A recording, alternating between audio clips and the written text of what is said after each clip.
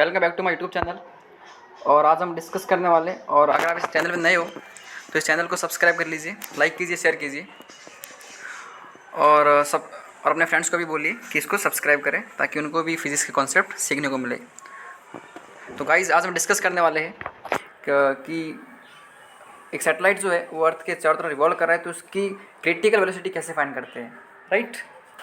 तो ये जो आप देख पा रहे हो कि यहाँ पे एक सैटेलाइट जो है वो अर्थ के चारों तरफ रिवॉल्व कर रहा है, सर्कुलर मोशन कर रहा है। तो मैंने आपको बताया था सेंट्रीफ्यूगल फोर्स जो होता है, मैंने आपको सर्कुलर मोशन में एक्सप्लेन किया था कि सेंट्रीफ्यूगल फोर्स जो होता है वो हमेशा सूडो फोर्स होता है, यानी क्या उसका फंक्शन कोई और करेगा। तो यहाँ पर जो कर रहा है वो है फोर्स ऑफ ग्रेविटेशन, बिकॉज हमको पता है कि अर्थ की बात की जाएगी तो वहाँ पर जो फोर्स है वो है फोर्स ऑफ ग्रेविटेशन। तो यहाँ पर सेंट्रीफ्यूगल का काम करेगा अर्थ gravitational force.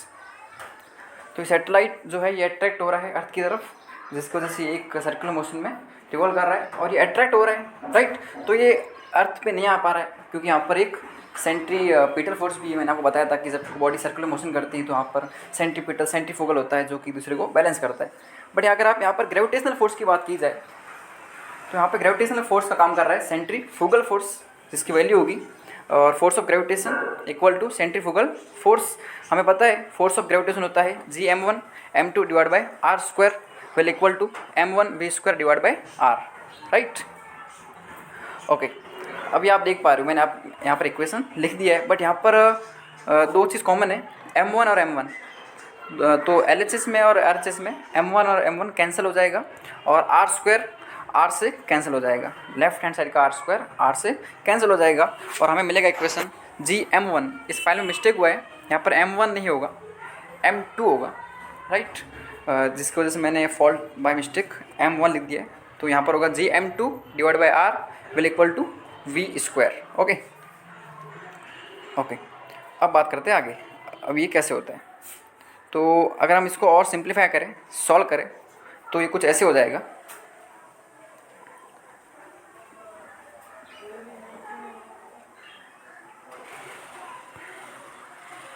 Gm1 m2 divide by R square, बताता हूँ कि मैंने कैसे कैंसिल किया है। तो आर स्क्वायर को मैं आर इंटू आर लिखता हूँ will equal to m1 v square divide by R.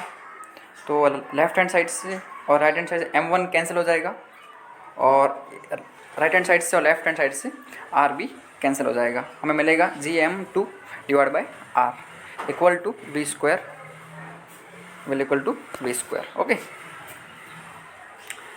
तो आपने अभी ये चीज़ समझ लिया है। अब हम आगे बढ़ते हैं, तो ये आगे कुछ ऐसे हो जाएगा कि Gm1 divide by R equal to v square, right. तो मैं v स्क्वायर को लेफ्ट हैंड साइड लिखता हूँ, तो ये हो जाएगा v square equal to Gm2 divide by R. इस आपको ध्यान देना है फॉल्ट को। तो ये v स्क्वायर है और हम क्या करेंगे, अभी दोनों तरफ स्क्वायर रूट ले लेंगे।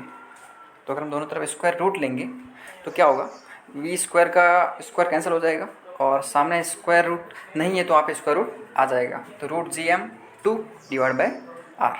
ओके, तो v will equal to root Gm divide by R. तो ये होती है क्रिटिकल वेलोसिटी, यानी कि जब भी कोई सैटेलाइट रिवॉल्व कर रहा है अर्थ के चारों तरफ तो वहाँ पर ये वेलोसिटी होगी।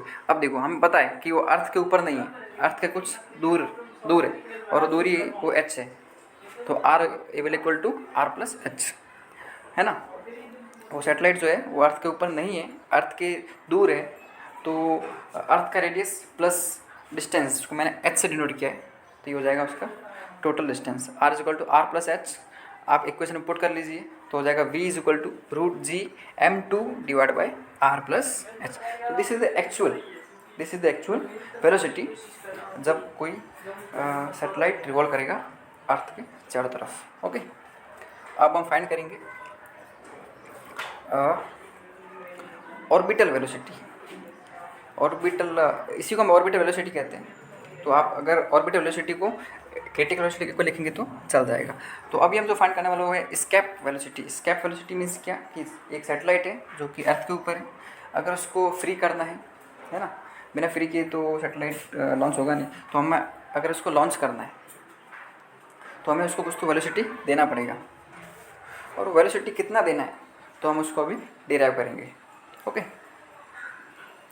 तो अभी एक आप इक्वेशन देख पाएंगे जिसके अंदर मैंने आपको कंप्लीट एक्सप्लेन किया है कि ऑर्बिटल एस्केप वेलोसिटी कैसे फाइंड करते हैं।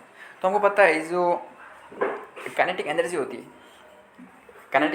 है वो बाइंडिंग एनर्जी इक्वल होनी चाहिए। बाइंडिंग एनर्जी मीन्स कि जो अर्थ अट्रैक्ट करके रखा हुआ है सैटेलाइट को, जिस फोर्स से अर्थ ने उसको अट्रैक्ट करके रखा हुआ है उसको कहेंगे बाइंडिंग एनर्जी।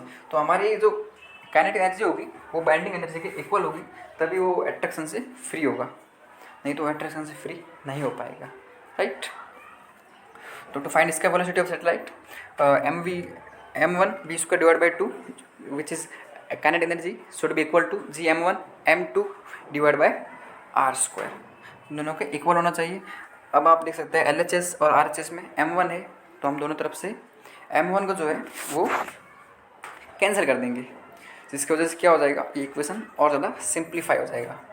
तो दोनों तरफ अगर हमने m1 और इस तरफ भी m1 कैंसिल कर दोगे तो हमको एक न्यू इक्वेशन मिल जाएगी। और ये जो तो ये कुछ ऐसा हो जाएगा v² divide by 2 will equal to gm2 divide by r², right. अब हम क्या करेंगे, इस इक्वेशन को और सिंप्लीफाई करने के लिए दोनों तरफ 2 से मल्टीप्लाई कर देंगे, जिसकी वजह से LHS का 2 कैंसिल हो जाएगा और उधर 2 आ जाएगा। तो ये हो जाएगा v² will equal to 2gm2 divide by r²। v² will equal to 2gm2 divide by r², right. m1 cancel हो गया है क्योंकि दोनों तरफ था। ओके, तो अभी हम आगे बढ़ते हैं, इसको सॉल्व करते हैं। अगर हम दोनों तरफ स्क्वायर रूट लेते तो हो जाएगा v will equal to √gm2 divide by r²। v will equal to √gm2 divide by r²। अब आपने सोचा होगा कि मैंने इस r को r प्लस h क्यों नहीं लिखा, क्योंकि ये अभी अर्थ पे, ये अभी तक वहाँ से लॉन्च नहीं हुआ है, तो r ही रहेगा। r will equal to distance will equal to 0, so we will put r is equal to r which is the radius of the earth. तो हमने एस्केप वेलोसिटी फाइंड कर लिया सैटेलाइट का। अगर आपको ये वीडियो पसंद आए तो इसको सब्सक्राइब कीजिए, कमेंट कीजिए और लाइक कीजिए। Thank you so much.